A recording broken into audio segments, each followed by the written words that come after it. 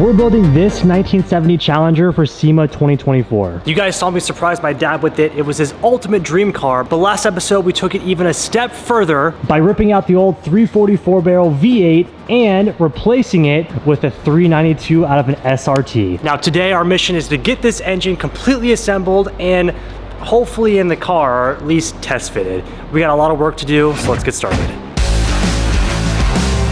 This is a big girl. This is by far the biggest engine that we have ever worked on. I've already said it. Do we really know what we're doing? No, but we're gonna figure it out. We've got the engine on an engine stand, and before we can get this thing in its new subframe, we have to completely assemble and also shave some things off of this thing so that it can fit in the subframe and fit in the engine bay of the car. It's gonna be a lot of work, but the only way to actually get this thing to fit in there. So let's do it.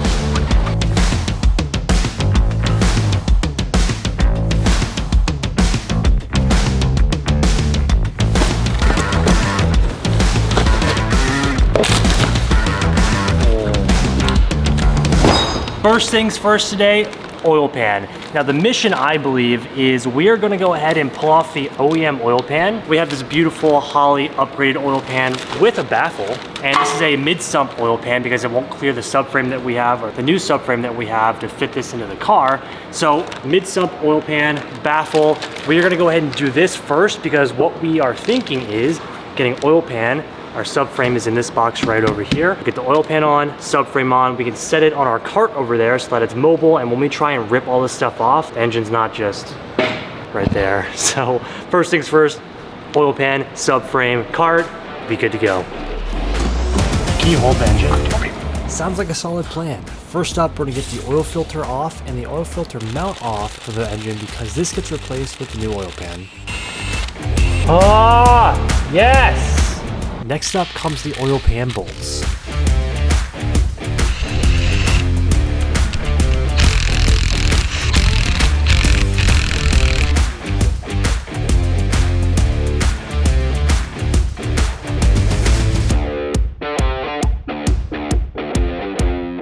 Oh, that's why it doesn't come out. Is there oil in this? Oh, not a lot. It's gonna...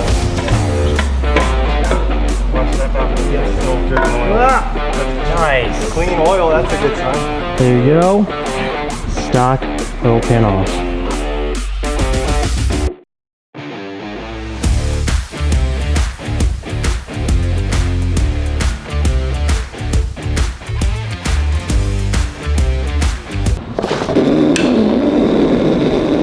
This is so scary. Okay, stop.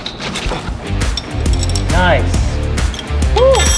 You know, I had no idea doing a new oil pan would be this involved, but...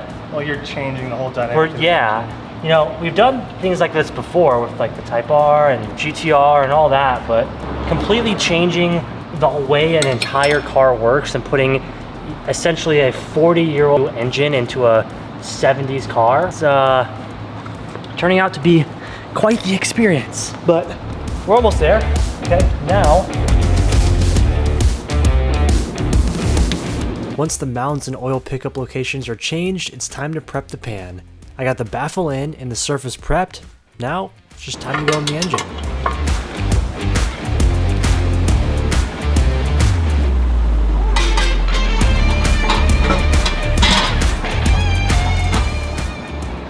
We've been making some serious progress on the HEMI going in the Challenger. So real quick, it's been a couple days. Let me update you guys on what all has been done. You guys saw us do the brand new oil pan, which is now in. I've been gone for a couple of days. I actually officiated our friend's wedding, which was really, really cool. While I was gone, Tim was here and he knocked out a couple of really important things that had to get done on this car. Number one being, you guys saw this in the first episode, we had to put a new subframe for the 392, which, let me start this. If you guys haven't seen the first episode, definitely go check that one out. There's a lot of information in that video that you should go watch. All right, we have a new subframe onto the car, which is gonna be a lot easier and nicer for us to put this engine into this car. Aside from the subframe, we have the new transmission. The new transmission had notches, which was used for the car that this was previously in. Tim went ahead and shaved all of these off as well. So this will hopefully slide into our transmission tunnel that much easier. We've adapted the current power steering onto the new engine, which is really nice. We have a brand new pump. We also integrated AC for my dad, so we do have air conditioning going in for him, and we have a brand new oil filter location, which is going to make it a lot easier to change the oil in this thing and make it fit. So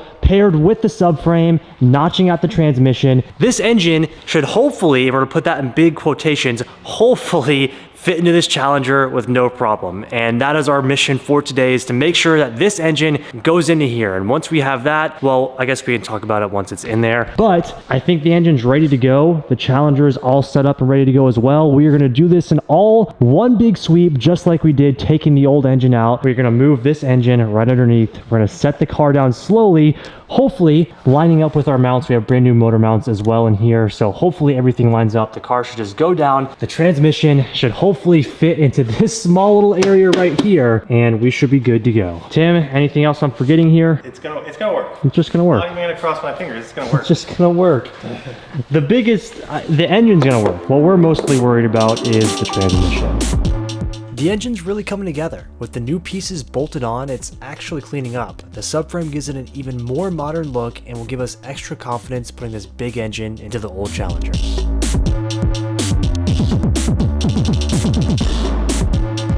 It's game time.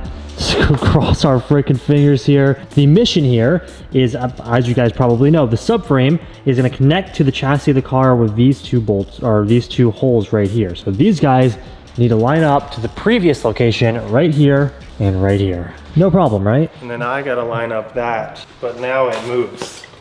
Oh, that's good. So you can figure it out. So that's good. It's all gonna work. It's gonna just go right in. These guys built this stuff back in like 2016, so it's been a while since they've started doing these swaps, so I think they know what it is. All right, guys, this is it.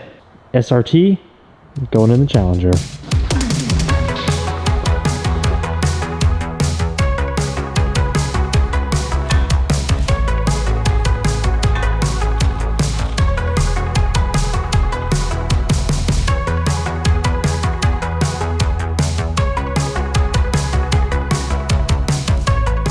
Do the honors.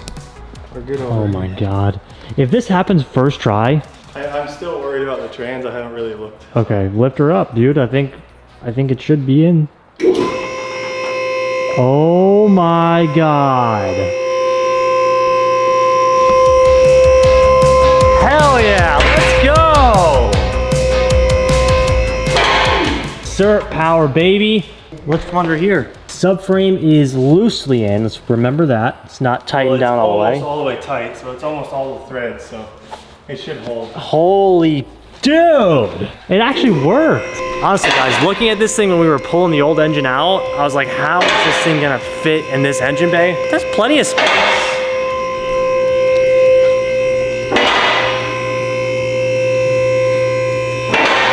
That's insane. Look at this big girl down here, dude. The real question is what we were worried about. How's this transmission looking? Tight, but it fits. Look at it. Yeah, I mean, I can fit my hand all the way up there. So, only thing I need to do, so there's a little bit of adjustment to be made. You see how this motor mount is like right against this? Yeah, yeah. It can actually slide that way, and once I slide it, it won't have any. Oh nice, it's all like modular right here. It's like touching a little bit right here, so I just need to move that over because it's all loose right now. Dude, holy crap. Yes, it actually fits. Dude, that trans fits. Easy. Good. So there are mounts where you do have to cut out your trans tunnel, but we went with pretty much Holley everything. Yeah. And Holley has a transmission mount, which allows you to not have to cut your transmission tunnel, which would have added a lot of time for us. And this is so convenient. Now they do sell, it's a transmission mount, but it also comes with, so you cut this out and then it would be a bar. So like you could easily do it, but this fits. It's just like, cause that doesn't move. It'll just spin straight. Guys, Hell yeah. the SRT is officially in the Challenger. Wow. Huge step forward, baby. Let's go. Let's go. And with that, our test fit of the SRT is complete. And I can't believe I'm saying this, but we got it literally first try. That's epic. Look how easy this oil transmission is. The transmission fits, the engine fits, the subframe we got fits. It's absolutely sick. Like, I can't believe that it just went in. That is insane. Now, the only bad part about this is we got to take the whole thing back out, because now that we know it fits, it's time to do my least favorite part, and that's wiring this entire car and this entire engine. Well, we did it. Almost. While it still has to come out, it takes a lot of the worry out of us. 392 fits, it looks awesome, and now all we have to do is just button everything up.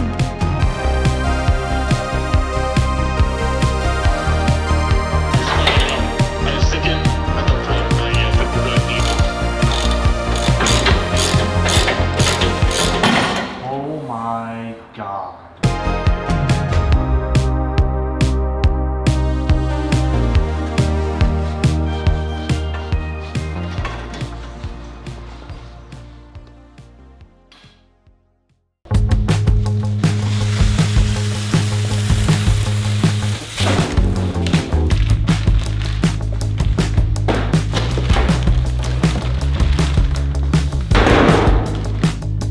Making some progress incrementally. It is like SEMA time is crunching. The crunch is really crunching, but we're making progress. Now, we've had a couple of bumps in the road since the last time you guys saw.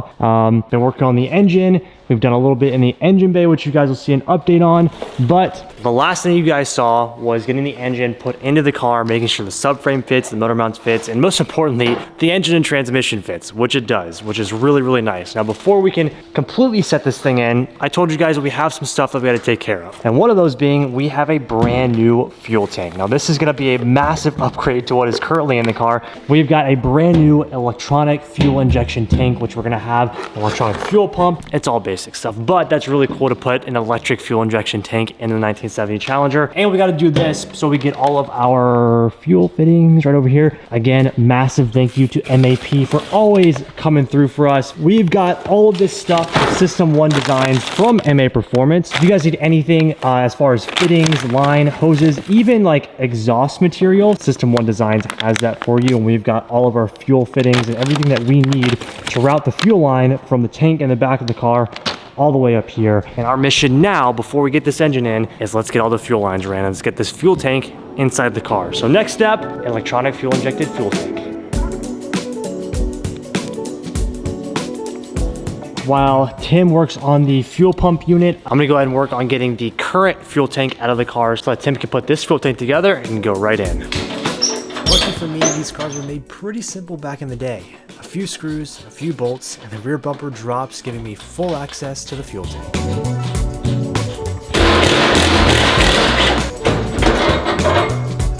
Nice. Now, full access to the gas tank.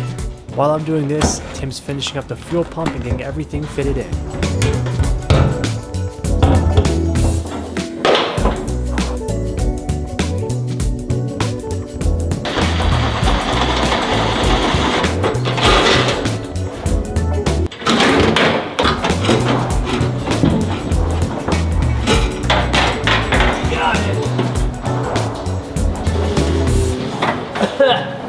Smells like gas. Let's go. That was way easier than what I had anticipated. Our previous gas tank is out, and this one actually looks like it's already been upgraded when they like restored the car. It looks like they did put a new fuel tank in, which is nice, but still crusty, still a little bit old. The new one's gonna be much, much better. Old technology. All of these are gonna be re-ran, new nice hoses, which is gonna be awesome. Let's go check in with Timbro over here, so see how he's cooking on the gas tank. Looks like you've got the fuel pump already in, and you're working on Level sender. Level sender. Making sure that this is measured correctly so it reads the fuel correctly, which, something pretty cool, our fuel gauge in the car will still work, which is gonna be really, really nice. Here's your float, sir. It looks nice. Super, super nice. And then a notch again for that. Sick. All right, fuel tank mostly assembled. Let's throw her in the car. You ready for this, Tim, bro? Yep. Oh, wow, this is way lighter than the other one. I just don't have fuel in it. All right, fuel tank is getting mocked up. Now it's gonna go in, and this will give Timbro a good view at measuring and figuring out where all the lines and hoses are gonna go, and the fuel pressure regulator. Okay, here we go. Oh God. That is there. That. And there's some. You gotta go in this way first. Yeah. There we go. There she is. Oh, there it is. Can I do it, you think? I mean, if you do tippy toes. Look at that.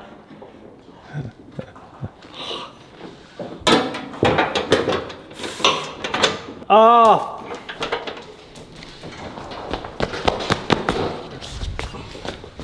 That's right, take 2. There she is. Look at her nice new tank. Oh, my shoulders. That's fine. Tank installed. Well, sort of. Tim's got some work to do measuring. You're gonna run the fuel lines all the way from back here all the way up front. And power. It's only one line. Oh, that's good. Because this new fuel pressure regulator, the return is actually right here and it comes straight back. Sick. So. And let me get this. This is what we're talking about. So not only does Tim have to run all the fuel lines, hoses, whatever you want to call them, we've got the fuel pressure regulator. This guy is probably going to sit somewhere, maybe back here. Yeah. I mean, tucked in. Like where do you think? I don't know yet. That's what I need to figure out. That's a Tim job right there. And you can also see the power wire hanging back here, which this also has to get wired in. So there's a lot of work for Tim to do there. Let me show you guys what we're gonna tag team here. While Tim does this, we're gonna head over to the engine. You guys can see there is no wiring to this engine. I'm gonna start getting this engine wired up while Timbro starts doing the fuel. That way we can knock 2 birds out with 1 stone, and this thing can get in the car faster. So let's get started with that. The least fun part. I think we can all agree wiring is the least exciting thing to do. Luckily, there's actually some really great plug and play options. I'm starting by running the wiring up top and doing the coil packs and injectors.